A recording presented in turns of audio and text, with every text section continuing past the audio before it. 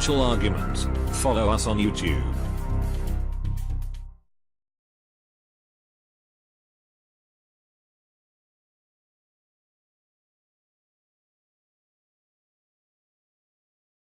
The World Trade Center had the largest bank and the largest vault of any private bank in the world except for central banks in early 2001. Why is that fact not known among the general public? Because 9/11 was a bank heist. They stole $100 billion worth of gold bars, $100 billion worth of bearer bonds. The bank heist also included about $100 billion in diamonds. We're going to get into real news today, real news about the economy, real news about what to expect here in 2017. And we're also going to talk about wars, what's going on in the Middle East, and the real reasons why potentially we are there. And to do this with me, I have Jim Willie, the editor of the Hat-Trick Letter. This can be found at goldenjackass.com, and this is a site where numerous important mega forecasts related to the degradation and destruction of the global financial system can be found. And I look forward to speaking with Jim today. Jim, thanks for coming on the show with me. Oh, it's a pleasure being on. I like being on different shows once in a while because, it exposes to different group of people, slice of people, segment of the population.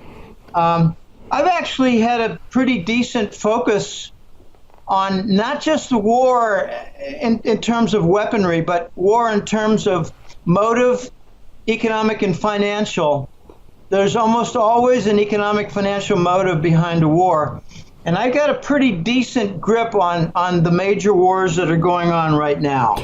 Well, I'd love to get into it. And one of the things that I haven't done a whole lot of research on is Washington's real agenda in the drug trade, the opium wars, specifically in Afghanistan. And if you would, I know you understand this very well. I mean, and for those of us who, the fact is we're not seeing this covered on mainstream media news outlets, Fox News, CNN. And this is something that, if it is happening, is absolutely huge. And if you would just point to a few of the things that we can hang our hat on and say, hey, this is why we are out in the Middle East, at least to a certain degree, regarding heroin and drug trades. Okay, let me try to cover a number of things without getting into dangerous elements. To begin with, most Americans have a wrong conception about Afghanistan, thinking that the U.S. entered that country in 2003. That's not correct. We entered in 2000 when the Russian Soviets exited, the Russians. We exited because we wanted to take over the heroin trade. Then there was the 2003 event where the big Buddha statue carved into the hillside was blown up, and some of the weepy snowflake types in the United States thought, well, we need to go over there and straighten that place out. Right, but also we came up with the false story that Osama bin Laden was behind 9/11 when it was really Langley and the Mossad and the black hats of the Pentagon. It was an inside job, but it was also a bank heist. Very few people can identify. I'll ask you, what do you think the largest private bank in the world was in 2001, not including central banks? Largest bank. Would it have been Bank of America or I'll just say Center. The World Trade Center? Well, the World Trade Center had the largest bank and the largest vault of any private bank in the world except for central banks in early 2001. Why is that fact not known among the general public? Because 9/11 was a bank heist. They stole $100 billion worth of gold bars, $100 billion worth of bearer bonds. And I learned in 2007, when I came to Costa Rica and developed some more contacts, that there was a third part to that theft. The bank heist also included about $100 billion in diamonds. Okay, so we came up with a false story about 9/11 to justify invading both Afghanistan and Iraq, but we had already been in Afghanistan 3 years before. This all happened in 2003. The motive for attacking Iraq was also false. That was to hurry up, get in there, steal their central bank gold, and try to clean up all the weapons of mass destruction. Remember them? Well, that involves nerve gas and chemical bombs sold by Papa Bush to Saddam Hussein. Sure. So I actually met in 2008 a fellow named Brian, and here in Costa Rica, and I said, "Oh, Brian, what have you been doing?" 'Cause I was going to hire him to do a marketing project. I said, "Brian, what were you doing the last few years?" He said, "Well, I was working for Halliburton. Actually, I was in Iraq." I said, "You were in Iraq, what, the last few years?" He said, yeah, like in 04, 03, 04, 05. I said, "What were you doing there?" And he said, "We were looking for all the chemical weapons that Papa Bush sold to Saddam." I said, "What'd you find?" And he said, "Oh, about 10 warehouses full." And then we came up with the story that we didn't find any. So it was a false motive for going in and a false narrative for the story of what we did when we were in there. Most everything about wars in the news is a lie. Wow. Afghanistan produces approximately 85% of global heroin. You have entire battalions of U.S. Army guarding the poppy fields, and I have a client, Hattrick Letter subscriber, who's former U.S. military, and he said, "Jim, amazing, I signed up for your newsletter. I used to serve in Afghanistan." I said, "Could you please tell me what problem nonsense does the Pentagon tell the grunt soldiers guarding the heroin production poppy fields so that they continue to guard them?" And they said, yeah, they come up with a cock and bull story that, yeah, we're protecting heroin production, but it's all for export to China, Russia, and Iran. So more lies. So is it the governments that are benefiting from this trade? No, not at all. You think it's going to go into the U.S. Treasury and offset the deficit? Of course not. It goes into Papa Bush's family business. It's actually called the Association for Past Presidents Fund. And that's where the Clinton-Bush crime family operate. Do you want to take a guess how much money they have, their net worth from all the heroin? I mean, I would assume it's in the billions. No, you're off by a factor of 1,000. Trillions? Approximately $7 trillion. Wow. So why isn't Papa Bush mentioned in the Forbes most wealthy list? Well, you know, I would ask you just to back up a second. I mean, that's a serious claim, and I've heard that before, the Bush, Clinton crime syndicate, crime foundation. I mean, what evidence is there to show that they are involved with drugs and this trade? Well, photographs of Bush smoking cigars with certain generals and warehouses with pallets chest high full of heroin, stuff like that. I once bumped into a fellow, I won't say where and I won't say the circumstances, but I bumped into him and we hit it off real well. And he had some pretty sordid experiences and some very unfortunate personal experiences. And I said, "How'd you avoid getting killed?" And he said, "Well, I had some photographs of Papa Bush smoking cigars with generals in warehouses in the Arab world, loaded with pallets chest high of heroin packs." And I sent those photographs to 3 attorneys. So if they killed one, there'd still be 2 more. And that's how I got out of my jam. Wow. Essentially blackmailing Papa Bush. So they might have beaten the hell out of me, but they didn't kill me. And here's some figures.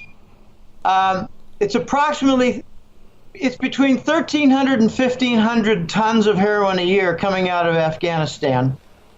It goes through a certain Air Force base, and then it goes straight to Turkish NATO Air Base in Incirlik, and the German NATO Air Force Base at Ramstein, to points all across Europe and eventually to the United States.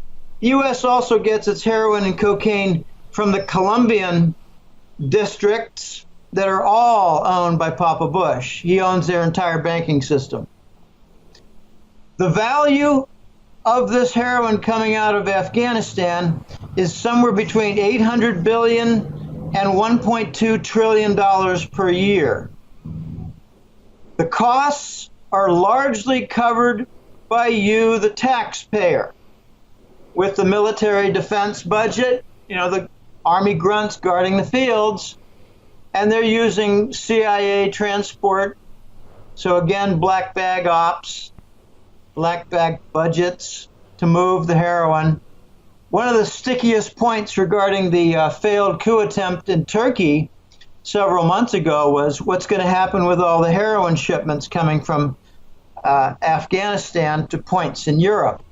So the biggest heroin merchants are Bush and the Langley Black Hats.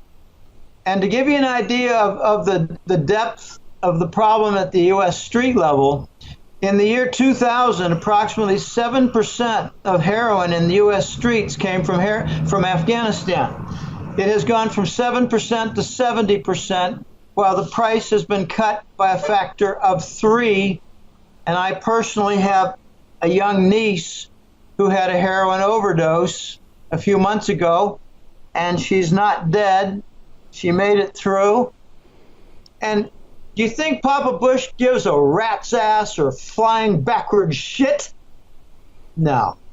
And do we honor Papa Bush at the beginning of the Super Bowl in Houston, Texas? We sure did. That's how backwards, gullible, dumb, ill-informed, and stupid the American public is. The man is worth in the trillions for heroin, and he was in charge of the project to assassinate Kennedy. And we honor him at the introduction to the Super Bowl. So, Jim, when it comes to what we're seeing now, Bush, this man is, in a hospital bed nowadays. What does his involvement look like now with the current administration and the involvements with what we're dealing with right now in the Middle East? Well, it's not his involvement. It's his crime family. It's an organization with several hundred people.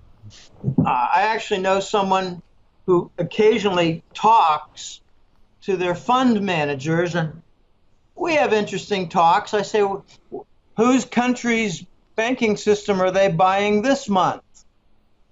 And it sounds like a bad joke, but the answer came back a while ago, Ecuador. So, just with the profits for a month, they bought the Ecuador banks.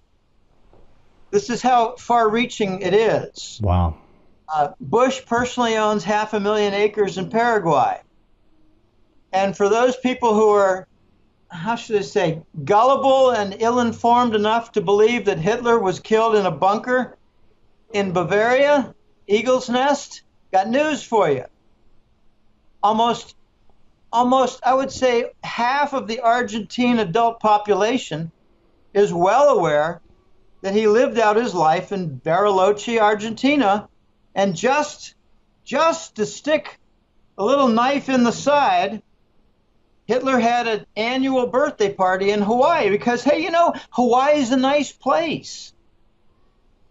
Okay, so Operation Paperclip brought in over 1,000 Nazi scientists, bankers, and other smart people, gave them a pass on the war, brought in Mengele, to make sure that all of his genetic and human experiments were exploited for Langley purposes. I'm talking about torture and human robots.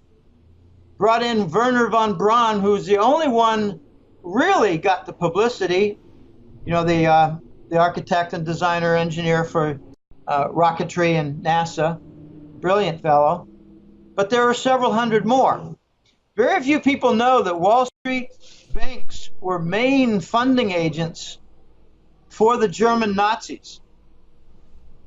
Right. So treason is not new in the U.S. government, nor is heroin. The Delano family, as in Franklin Delano Roosevelt, Sure. was very involved in the Chinese opium trade. It goes on and on. The Forbes family, as in John Forbes Carey, was very involved in the Chinese opium trade. Wow.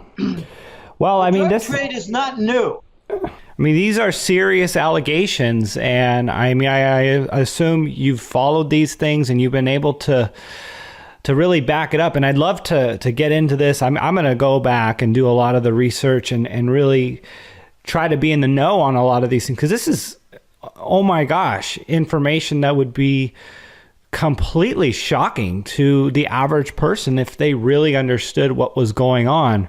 And Well, it's the not being average person understood. doesn't know much of anything that's going on, Ken. My joke about the average person is they don't know what fascism is. They don't know what money is. They don't know what the dollar is. They don't know what capital is. And they're operating as members within the U.S. economy. Mm-hmm. Well, they think guys like Milo Yiannopoulos is a fascist because he's speaking his mind freely at a college. And they twist that into some sort of fascist statement and beat and torture and burn stuff down because they don't like what he has to say. And that's the kind of world we live in today. Well, it's getting to the point where anyone who speaks out against the establishment, which might be corrupt, is regarded as a fascist or a Hitler type. Right. What now? I mean, with all this fake news stuff, I mean, CNN is the king of fake news. They're calling all the alternative news fake news, and we got some laws. This is a desperation act by the fascists in power. I regard 2001 as the coming out party for the fascists, the neocons. Why would they call themselves neoconservatives? So, you know, like Baby Bush and, Chertoff and Wolfowitz and all these guys, Richard Pearl, and all these different guys who had their dual Israeli passports. Why would they call themselves neocons? Because Nazi would not have enabled them to get elected. So they call themselves neocons. And, you know, I fell for it for a couple of years, and I started digging more. And hey, wait a minute. These neocons, they're fascists. Most of them have roots that go back to Nazi Germany, like Bush. Gosh, very few people know that Herman, what's his name? George H.W. Walker Bush. I'm sorry. Yeah. George H.W. Bush had a father named Prescott who was arrested for trying to do a coup d'etat of Franklin Roosevelt. But they gave him a pass. I think they threatened to kill Roosevelt. It's far more complicated than that, because Prescott Bush was asked, all right, where do you want to go in the U.S. government just to keep you out of harm's way? And he said, well, let me work with the CIA. It's young. So he started up the drug business. Papa Bush's father, guilty. They should have hanged him. He tried to do a coup d'etat of FDR. But, you know, FDR was pretty dirty in his own way, the Delano family being involved in the Chinese opium trade. It just goes on and on and on. So what is the Bush role right now? Well, pretty much the same as a retired chairman of the board. He's a stockholder. He earns his cut, you know, on the preferred bonds, and he enjoys a good life. But, you know, I just hope that Papa Bush shits his pants every hour in his wheelchair. Jim, when it comes to what we saw in the last election, obviously Trump was an enemy of Jeb Bush. He said a lot of things, and they butted heads constantly. Trump beat out Clinton clearly in this campaign and has become president. Do you see him as a disruptor to all these things that we're talking about? Yes, Trump is actually part of a military coup. Let me have a little preliminary side story first about Jeb Bush before I get to the the Trump military coup. Remember, Jeb Bush was running in the primaries against Trump, and there was a debate, and Jeb Bush took exception to some things that Trump had said about Bush's mother. You remember that? I do. Okay. And there was some, weepy press report about, oh gosh, he insulted my mommy. Well, I've had some people insult my mommy too. And they got a push in the chest. But here's what knocked out Jeb Bush from the campaign. It wasn't from too much criticism of my mommy. It was from the Russian military interrupting the narco trade going through Saudi Arabia, because the main narco business partner for the Saudis is the Bush family. And the victim was the money line supplying the Jeb Bush presidential campaign. So the Russians interrupted the money flow for the Jeb Bush presidential campaign, and he had to drop out. So wouldn't that have been a more interesting news story to read in the New York Times? Gosh, if the New York Times was shut down tomorrow, and along with CNN, I'll throw a party. These are fascist publications and broadcasts for journalism. Well, okay. To be fair, on the less conspiracy side, Jeb Bush was not likable. He did spend millions of dollars, and people were not converting. People were not interested in another Bush, and he spent a lot of marketing dollars to not convert the voter. Well, that's probably true. And there's another little side story about Jeb Bush. When his brother, the moron Bush, Little George, when he was running for president and the vote took place in 2000, Jeb Bush, as governor of Florida, did him a favor. He did something illegal that was never prosecuted against the governor. If you're guilty of a felony in Florida, you lose your right to vote. But if you've got a traffic violation against you, you're still allowed to vote. But Jeb Bush made over 100,000 black voters ineligible to vote because of traffic violations. Do you think that helped moron George to win the Florida election? I mean, with or without the hanging chads? Okay, let me get to why Trump is part of a military coup. This is a very dangerous game, Ken. Let me back up to 1995. Do you remember the Sandia Labs story of the stolen weapons schematics? I don't. China? I was a little young back then. Okay, I was not. I was in my 95. I was in my 40s. It was a very interesting story. Sandia Labs is a weapons development location facility in New Mexico. This was probably the first real big sales item by the Clinton Foundation. They sold some actual weapon systems, including the F-22 fighter aircraft, to China for donations to the Clinton Foundation. And when the Pentagon, when I refer to white hats, I mean the good guys. When the Pentagon white hats, the generals, found out about this, they began an impeachment process where the charge was not going to be, breaking in the Watergate to steal some papers. The charge for the impeachment in 1995 against Clinton was going to be treason, selling weapons to the enemy. through the Sandia Labs with their Canadian charitable organization called the Clinton Foundation, taking in the money. Papa Bush was given charge of killing the 7 generals who were involved with that movement toward impeachment on treason against Clinton, and he put a bomb on a plane that killed all 7 in Alabama. A couple months later, the Oklahoma City bombing took place, where the patsy, Timothy McVeigh, was given full credit. Let me give a little introduction on chemistry and physics for those who slept through their high school classes. If you put a truckload of fertilizer in front of the Murrah building in Oklahoma City on a nice summer day in 1995, you're going to ruin the paint job of the building, and you might break a bunch of their windows.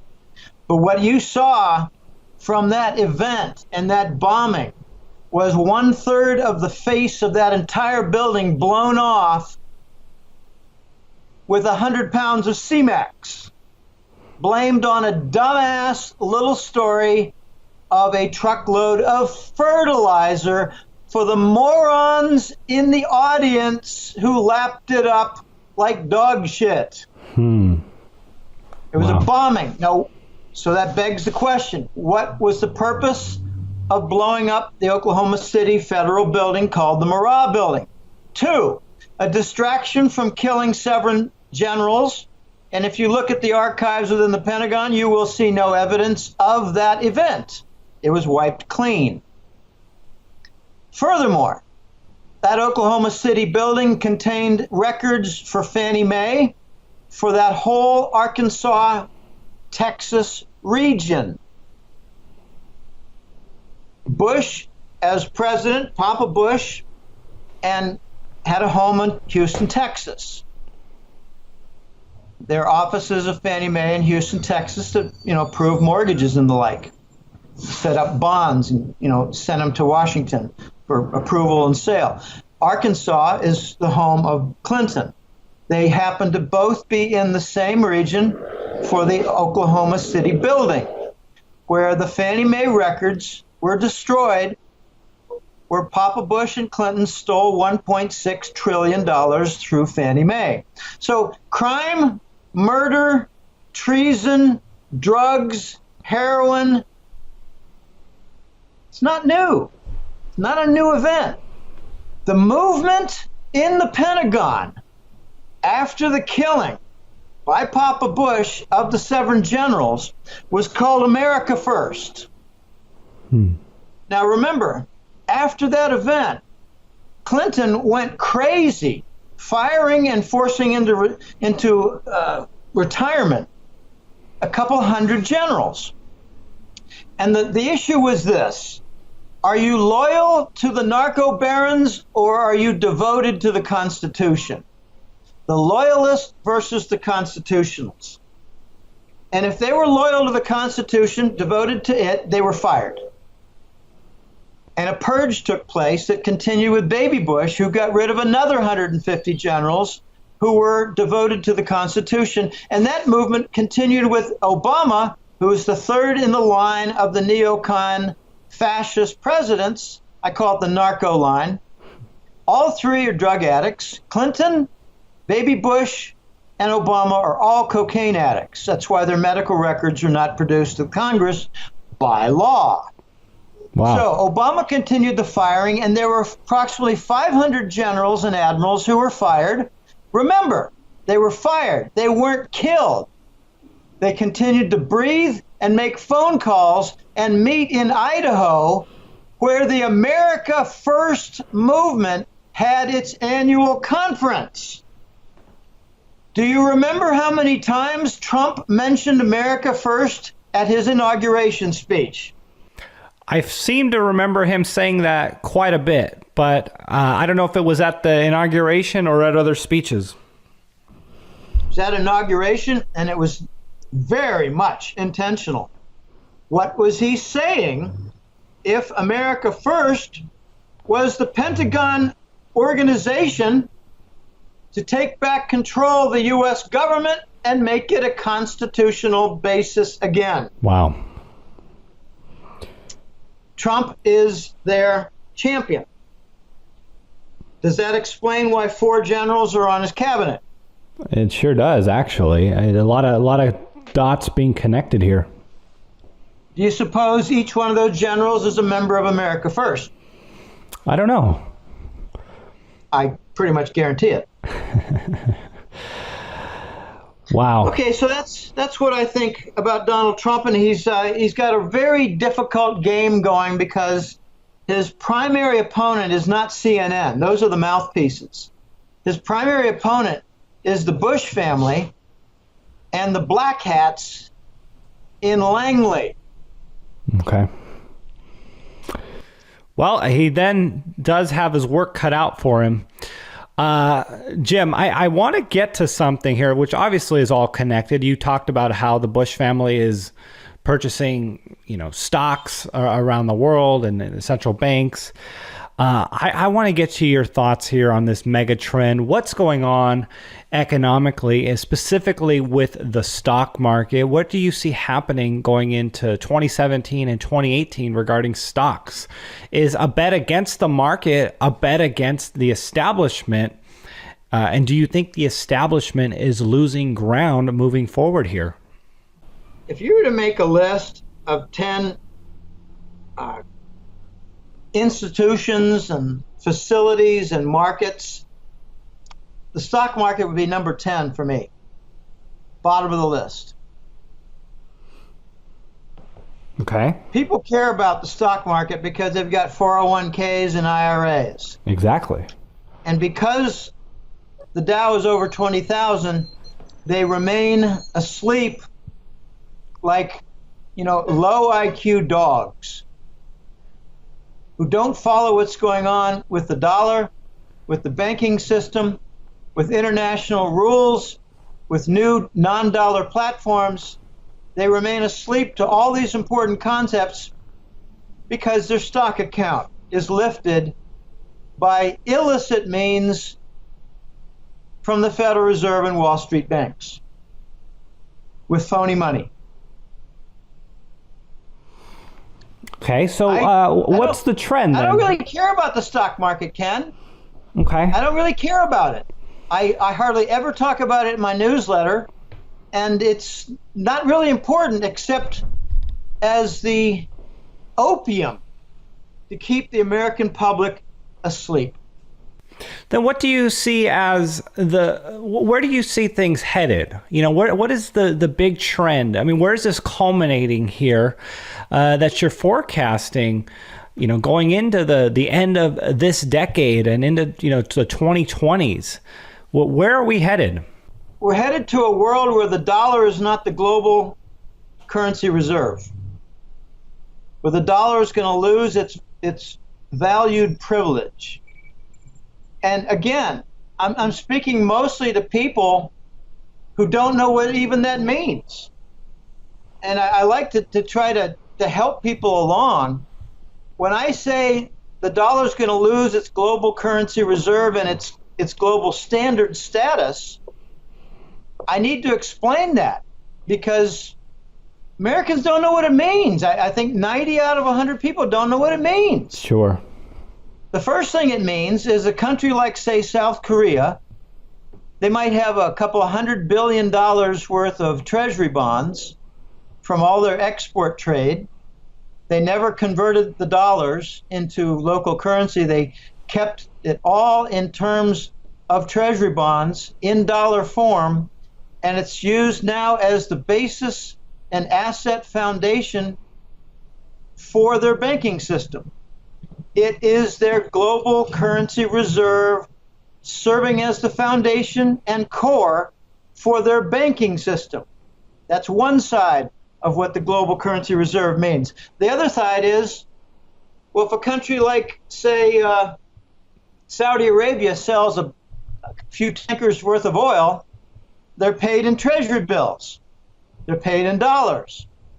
And those treasury bills, until about 2 years ago, the Saudis never converted They just kept them in treasuries and didn't convert them out of the dollar because the dollar was the global currency reserve. That was part of the petro surplus recycle, which is heart and soul of the petrodollar de facto standard. Okay, so for banking purposes and trade payment purposes, the dollar is the global currency reserve and standard. That is going away. And I don't know when. It is inevitable. The steps are already moving in that direction. The platforms for the alternative are already being created, some done. The movement is there. The Russians and Chinese are trading in oil, not using the dollar. China is dumping treasuries. There have been a total of, in the last 12 months, a total of $410 billion worth of treasury bonds dumped on the market. But you should know that there are a good $7 or $8 trillion out there of treasury bonds in foreign hands. So it's not causing a panic yet, but it is causing a great deal of strain with the derivatives and the machinery run by the U.S. government Department of Treasury to maintain the treasury bond market, to maintain the dollar, and just as a little sideshow, they maintain the U.S. stock market to keep the American people asleep. The only time my sister has ever called me asking me for advice on what is coming, what to do, what should I be looking for regarding her $1 million IRA, or I guess 401k, part of a company, the only time was post-Lehman in the first couple months of 2009. Sure, when there was a problem. The problem only because her stock account went down 30%. But now she doesn't care about anything regarding the dollar, bonds, war, heroin, politics, anything except her job and her cats. Right. Because his stock account is doing well. And she actually calls me stupid for being preoccupied with gold and the dollar when things are really doing well in the stock market. So again, if there are 10 concepts that are of importance, the stock market is last on my list. Well, Jim, if you can give somebody, some closing words of advice who has listened to this interview and is concerned about the stock market, is concerned about the dollar, what would your advice be? And, definitely let people know what they will find if they visit you at your website. Well, there was an old saying that once made a lot of sense, but has been forgotten for a long, long time. Sell high and buy low. It's now, in the last several years, it's whatever's high and rising, buy. Whatever's low, even if it has great intrinsic value, sell it, get rid of it, it's trash. There was once a show done in on a side street near the Los Angeles beaches, probably near Venice. The fellow offered a coupon to go into a pawn shop to buy stuff, or a 10-ounce bar of silver. And no one took the 10-ounce bar of silver. Americans don't know what money is. I've said they don't know what money is, don't know what inflation is, don't know what fascism is, doesn't know what capital is. They don't even know what freedom is. Freedom is the right to take orders and to follow political correctness and to salute the transgender ex-wife of Barack Obama, born Michael LaVaughn Robinson, a.k.a. Michelle. Hey, Michelle, you got a penis. Okay, the advice I give people, sell high, buy low. What's artificially high right now? The entire stock market, at least, mid caps and large caps. What's propping it up? Well, the Fed with artificial money. They're not just buying government bonds. They're propping up stocks so the Americans remain asleep like low IQ dogs. Right. Why are people continuing to be fascinated with Facebook stock and Apple stock and Google stock? These are the stocks that are going to falter. I mean, Facebook is nothing but a very, very high-priced rack of disk drives. And it did not meet the qualifications for entering the S&P. I was shocked when Facebook entered the S&P because they did not have a tangible product, which is a prime requirement to enter the S&P. And then I found out why. Well, he's a grandson of a Rockefeller. Mark Zuckerberg is a Rockefeller. Wake up, I didn't know people. Okay, so sell high. Sell your stocks that are kept artificially high during the most fierce, vicious, and raging economic recession since 1930. I believe what we're seeing now is about equal with the Great Depression. If you look at real statistics. I don't look at the fascist statistics. Of course. You can't say we got 3% growth, 2% growth, when they claim we have 1.8% inflation, when the Chapman, C-H-A-P-M-A-N, the Chapman Index, based on, I think, 50 different cities and a basket of 500 items, has been running calculations of CPI for the last 12 years, and it's running 8 to 9% pretty steadily every single year. So that means what they claim is the GDP for economic growth is wrong by the amount of their lie. They say the inflation is 1.5 and it's really 8, say, conservatively. Well, they're wrong by 7%. So when they say the economy is growing by 2%, it's really growing by -5. We've been stuck in a recession since Lehman Brothers of between -4 and -6% every single year. Okay, sell your stocks because they're probably 70% overpriced, overvalued. Sell them.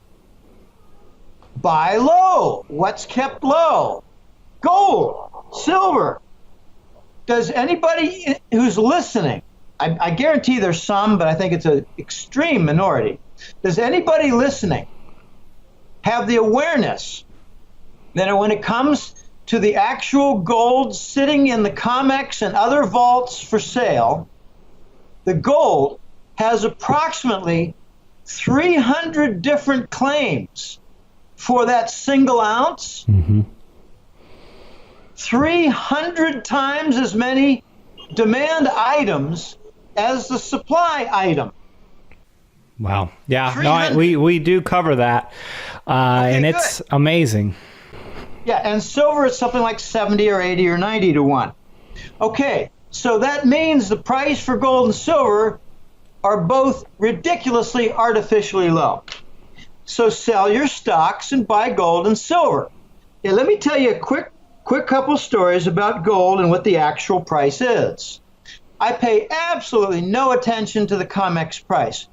It might say 1280 or 1310 or something like that. I don't really care because the last time I checked was about 3 or 4 weeks ago. I don't care about stocks and I don't care about the COMEX gold price. What I do care about is the Voice, who is a good source of mine from Central Europe. He's a gold broker and an international consulting agent. The Voice told me, this was right around the Christmas time, early December, and then he had another story in early January.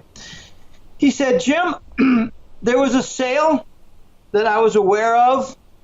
Some friend of mine, a guy I've known for a number of years, and he bought some gold. I don't want to tell you, I'm not going to say where the source was for the gold.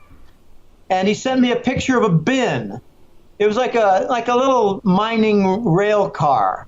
And the bin had about 80 to 100 gold bars on it, and each bar probably was 10 kilograms, 60 pounds. No, what would that be? 30, 10 kilo, 10, 20, 25, 30 pounds. Okay, it had about 100 bars on it.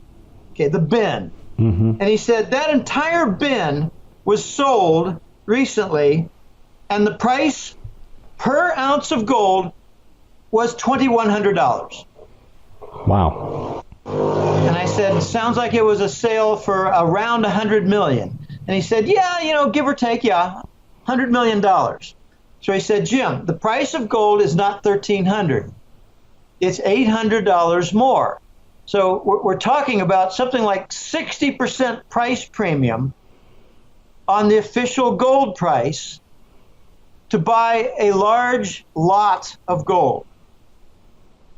Then he said, if you want to buy a lot of gold, I mean a huge truckload of gold, you need to pay more. And he said, I've got some clients in Hong Kong, and they want to buy $500 million worth in a couple month period. And I tell them, no, you got to space that out over a year. Because to buy $500 million worth, you need to pay $3,000 per ounce of gold. So I asked you, Ken, what's the price of gold? Well, the paper price, what, is a little over $1,200? No, I didn't ask you the paper price. I said, what's the price of gold? You said $3,000. I assume you understand gold as a metal? I do understand that. Yeah, and you said $3,000. What's the price of gold after the stories that I just told? $3,000 an ounce. Between $2,100 and $3,000 per ounce. What's the artificial, concocted, fraudulent paper contract based on suppressed futures contracts? 50 to 75% lower. Can you buy metal gold with the futures contract? No. I mean, you can try to get the delivery. Cannot. You cannot. For the last 3 years, there's been no delivery. You have to convert it to the dollar amount and roll it over. In other words, it's a constantly rolled over fraudulent instrument. Right.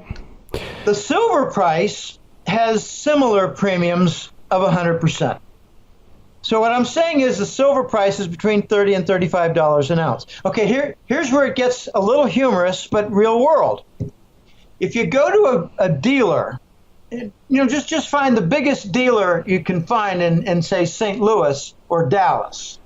You walk in and you say, hey, I want to buy some gold coins. What's your price? He'll say, well, it's $1,300 plus a little premium, tacked onto the official COMEX price. Then you say to him, oh, I'm sorry, I forgot to tell you. I've got a guy out back. He's got $20 million in cash in a few different suitcases. I want to buy a lot of gold coins. I didn't just mean one or two. Then the dealer will say, well, we've got 7. And you say to the dealer, oh, I'm sorry, this is just not going to work. I need to buy a few thousand. Oh, yeah, but we have 7 at this price. So I ask you, what's the gold price? $3,000, $2,100 to $3,000. Exactly. And when you can buy a few, like say 3 coins for $1,300 plus a premium for the dealer, what are you buying? A discount. They're real, but what are you buying? Well, you're purchasing at a massive discount. You're buying at a massive discount, but you're buying floor scraps that the elite are tossing toward the low IQ dogs in the crowd who are lapping them up and believe that's the gold price. Whereas the smart ones are taking millions of dollars and buying gold in bar form for over $2,000 an ounce. Okay, the hat trick letter is designed for people who are not low IQ sheep and dogs. It's for that 10% of the population who are enlightened, probably a good slice of your listening audience. This is what the hat trick letter is all about. We don't look to see what's the fast-moving stock this month. We look to see what new non-dollar platform is coming into view that's going to knock flat the petrodollar and to serve as the new standard for buying, say, oil and then buying container vessels worth of cargo and paying with gold trade notes. That's what's coming into view. And it's a slow process, to be sure. But I look at monetary policy. Some of the correct forecasts in the last few years have been, say, expecting that we would go down to 0% after Lehman. Remember, they denied that, and then they did it. Yeah, it happened. And when they did it, Ken, they said it would only be for a couple months or a few months. Remember that? I said it'd be forever. And here we are, 8 years later. Then I forecasted following that we would go toward QE to monetize the federal debt and the government bonds because no buyers would be out there. And if you look at the treasury bonds, you'll see that the main buyers are captive audiences like Japan, the Central Bank of Japan,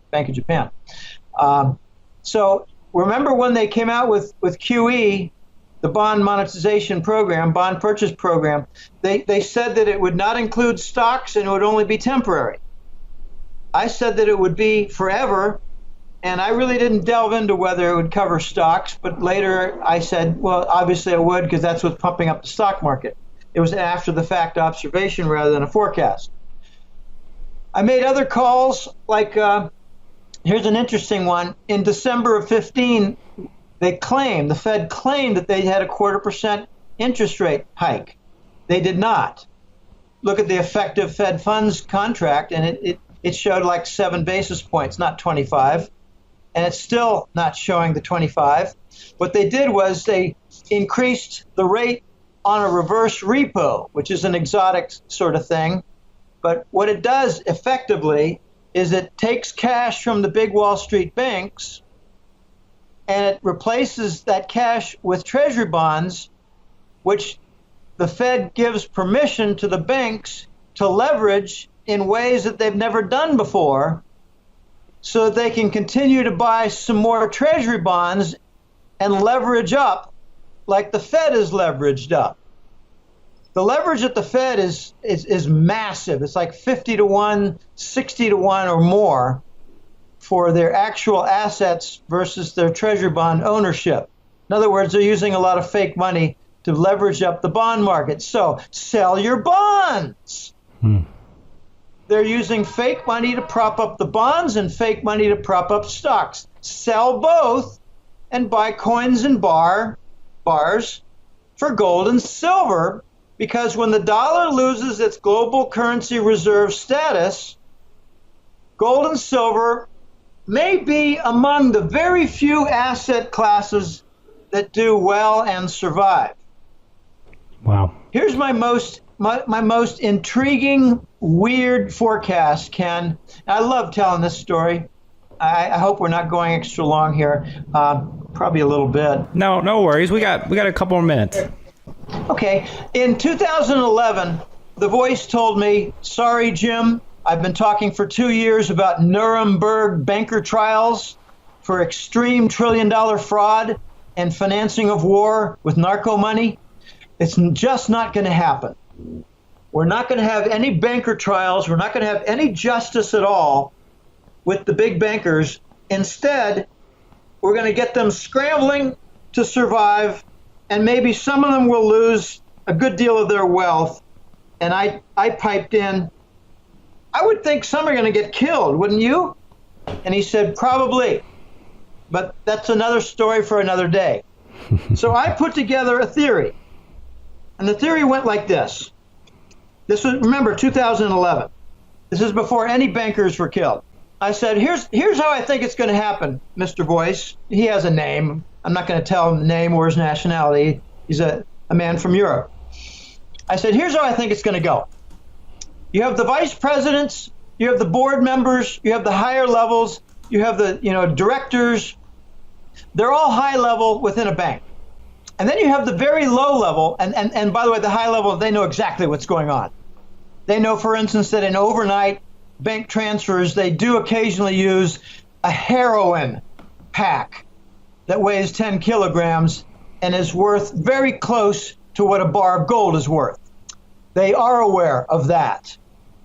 They are aware that J.P. Morgan was sold to the Chinese property conglomerate as part of a U.S. government debt default. They are aware of those things.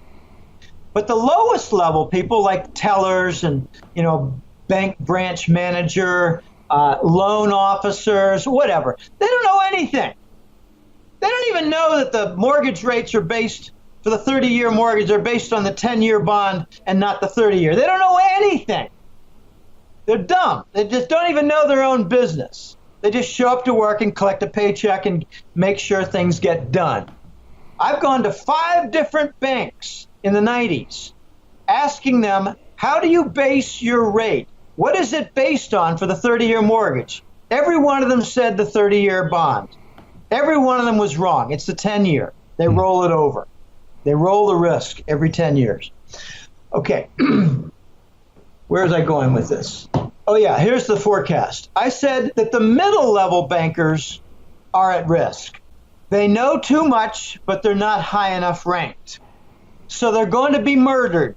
I said this in 2011. I said in the next few years, look for a rash of murders of mid-level bankers who were involved in setting up the offshore companies, who were involved in muling the bearer bonds, carrying them, who were involved in meeting very, very scummy people like Vatican figures or Russian mob for investments.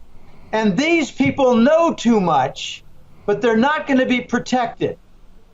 Not only were they murdered, Ken, but the banks set up insurance contracts on their lives and profited from their murders. Wow. These were not standard life insurance policies. They were like market instruments with a backing of a life insurance policy. So they murdered John QX at J.P. Morgan because he knew too much about the Caribbean setup of Enron, and then they profited from his life ending on that life insurance policy and told his widow, here's a little $10,000 bonus or some little bone. The banker murders were part of my forecasts. Okay, I don't specialize in the avant-garde weirdo type forecasts. More recent forecasts are that the Italian banking system will collapse, that the Italians and the Greeks together will force a breakdown in the Euro Union and the currency. And a more recent forecast also is that the NATO Air Force bases and the alliance will be fractured, and revelations will come that they're for narcotics transport. I have a client who met me in August, and he said to me, Jim, I've got a good friend who served in Vietnam, and he was at a very, very large Thailand-based Air Force base. Okay, so it was close to Vietnam, Laos, Cambodia. It's where they moved all the dead bodies. And remember back then it was 200, 300 a week. Mm-hmm. And he said, this friend of mine wandered one day. They have time off. They have their recreation time. They have the off duty. He said he wandered into a restricted zone.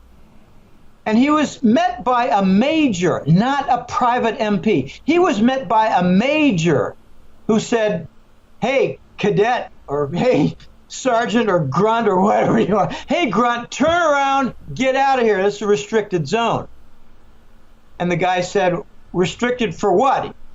Isn't this where all the coffins are? And he said, yeah, this is the morgue. Get the hell out of here. So he did a little more digging, and he concluded, based on all he heard and all he saw, 100 pounds of heroin shipped out with every dead soldier in the coffin. So I ask you, do you think the Pentagon really minded that there were several thousand dead soldiers? Well, I guess not. No, not. We know that there's a lot of nefarious things happening. That's a lot of heroin. So the heroin is compliments of the U.S. military and the Central Intelligence Agency, again, to keep the public not just distracted and dumbed down, but doped up. Wow. Well, Jim, I mean, those are, we've talked about some things here that have just serious implications. And you know what? I hope to, for myself, do more research. And you know what? I will be following your work more closely and, you know, doing my own independent research as well. So again, thank you so much for coming on the show with me today and educating us on just years of knowledge that you've acquired. And, you know, and thank you for educating people in general, because it is very important, because right now there's so much censorship and so much of an agenda that's out there that people aren't being told what they need to be told. And I know you're out there doing your best to get the truth out. So again, thanks so much. Well, you know, when we started the show on the preliminary, I mentioned to you earlier that I really don't like to focus on war and politics, and related within there is the narcotics and drugs. And I want people to know that the hat trick letter, which is found on www.goldenjackass.com, it is not focused on war, drugs, and politics. I do have a chapter last month and in December, and I will again this month, on the Trump administration and the directions it's going. It's not the political angles. It's the economic and financial directions that it's going in. The one report is called the Global Money War Report, and that's about defense of the dollar, continuation of the dollar, demise of the petrodollar, the rise of, say, the petro RMB Chinese contract, Chinese currency. I do focus on, I did a couple of years ago on the Ukraine war and what the real motives were. They're largely economic. It was to cut off the Russian Gazprom natural gas supply to Western Europe. The United States wanted to use fracked gas supply from North America and replace the Russians. How stupid is that? I mean, is that wrong by a factor of 10 or is it 20? So we got a lot of lies in the press. Anything you read about Ukraine is largely a lie. We got micro-nuclear bombs being used there that are small enough to be called and blamed, you know, the plausible deniability, to be called a conventional bomb. But people on the ground are reporting that the effects are identical with the nuclear radiation because they are nuclear bombs. They're just smaller. I focus lately a lot on China, Russia, and Iran, and to some extent India, for how they're moving toward the Eurasian Economic Union, which I prefer to call the Eurasian Trade Zone, because they're going to adopt a non-dollar standard for both banking reserves and trade payment that knocks out the dollar as the global currency reserve. So this is how the dollar is going to go away, or an urgent need will be put upon the American economy for a replacement. And for what? To assure import supply. This is where rubber meets the road for the dollar, and the need will arise for a different dollar, a domestic-only dollar, because, you know, except for, to some extent, the euro, the dollar is the only currency out there that's used widely on an international basis, but is also a domestic currency for a country, namely the United States. The European Union has the euro, and there is some euro that you see in Panama. There's euro that you see in Switzerland. That's not part of the Economic Union, by the way, the European Union. And there's some euros I see in Costa Rican banks, but it's very, very minor. So the dollar's going to lose its privilege. And I call it a privilege because we're running a $550 billion annual trade deficit, and we're not paying that bill. We're letting it build up every year in the form of foreigners collecting more IOUs in the form of Treasury bill, and it's not going to last much longer. I don't know how much longer, but it's not going to last another 10 years. It's not going to last another 5 years. Probably not going to last another 3 years. May not last another 8 to 10 months. So big changes are coming. Trump has a huge challenge right now. He needs to do his big projects, like the $1 trillion infrastructure projects. He needs to do that on debt extensions or foreign holdings of Treasury bonds or foreign investments.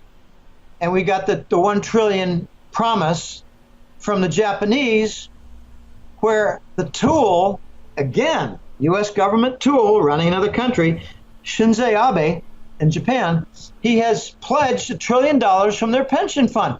He did not obtain approval from the Japanese parliament to use that $1 trillion in such manner. But Trump has worked a deal where, let's see if it happens, don't know. That would be quite an interesting move if $1 trillion in Japanese money goes to rebuild the infrastructure in the United States with highways, bridges, port facilities, railways, truck rail depots, toll roads.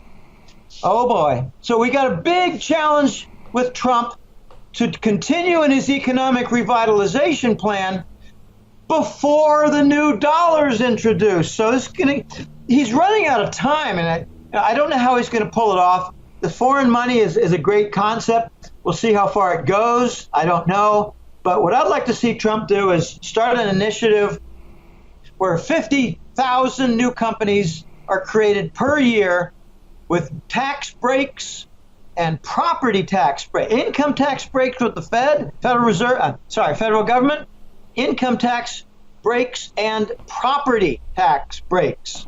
And it could happen within the free trade zone. So, Ken, that's a summary of the big challenge with Trump to avoid getting knocked off by the black hats within the Bush and Langley very, very evil wing, and continue with his economic vitalization plan before the dollar goes away or the new dollar emerges. So very interesting times.